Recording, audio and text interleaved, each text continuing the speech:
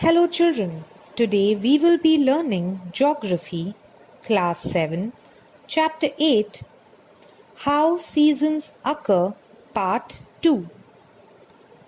We have divided this video into two parts, A and Part B. This is the Part B of the lesson, How Seasons Occur, Part 2. Let's begin. When any of the poles inclines the most towards the sun, 23 degrees and 30 minutes parallel of that hemisphere receives perpendicular sun rays. See figure 8.4. The sun rays are perpendicular at the equator on 22nd March and 23rd September, which are the days of equinox. After 22nd March, other parallels between the equator and the Tropic of Cancer in the northern hemisphere start receiving perpendicular rays sequentially. Only on 21st June and 22nd December, the sun rays become perpendicular on the Tropic of Cancer and Tropic of Capricorn respectively. These 2 days are called solstice days.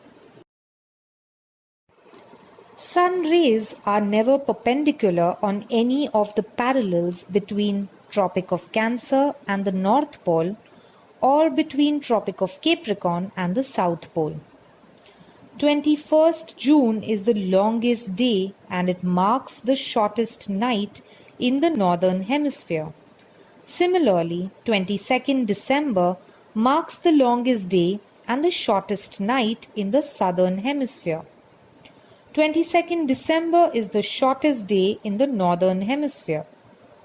In the region from the Arctic Circle to the North Pole, the sun remains visible for 24 hours or longer. At the North Pole, the sun is visible in the sky from 22nd March to 23rd September, that is, for 6 months. Similar situation prevails in the region between the Antarctic Circle and the South Pole in the period from 23rd September to 21st March. Note that on the equator, the duration of day and night is same throughout the year, 12 hours each. Seasons have been decided on the basis of the duration of sunlight, equinoxes and solstices. The equatorial region does not experience any change of season.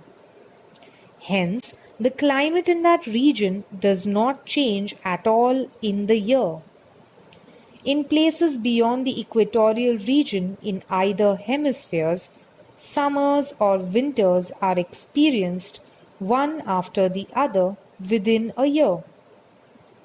The occurrence of seasons one after the other in a year leads to the cycle of seasons.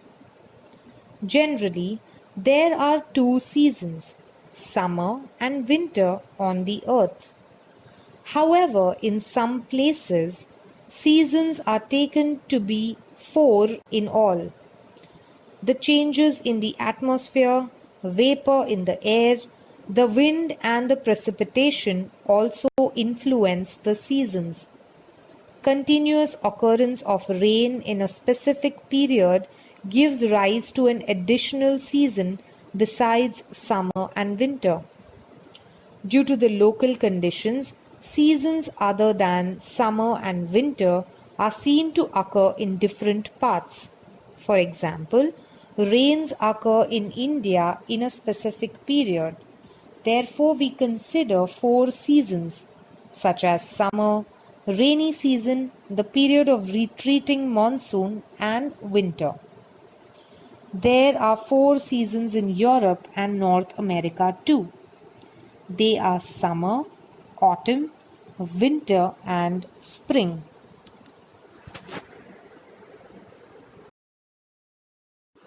The cycle of season and the living world.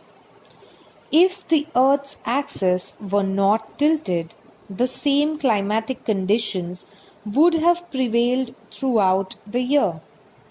The seasons would not have occurred. One and the same type of climatic conditions would have prevailed on each other of the different parallels. It is the tilt of the axis that leads to occurrence of seasons, change and diversity on the earth. The living world on the earth is affected by the cycle of seasons. For example, in the region between 66 degrees and 30 minutes and 90 degrees in both hemispheres, even the mild sunlight available for a part of the year gives rise to certain flora and fauna. In the Antarctic region, at the southernmost part of the earth, birds like penguins, fish like seal, and the animals like walruses are found. In the polar region of the northern hemisphere, animals like reindeer, polar bears, Arctic foxes are found. People living in this region too have adapted to the natural conditions prevailing in that region. Our adaptation to climatic conditions is possible only up to a certain limit. That is why organisms prefer a certain habitat. During extreme cold climatic conditions, when the food supply becomes scarce, a number of birds and animals migrate temporarily. Trees bear fruit in a particular season. Therefore, agricultural seasons also depend on the local climatic conditions. In polar areas, snowline shifts north or south according to seasons. This affects migration of birds and animals. Thank you, children. That's all for today.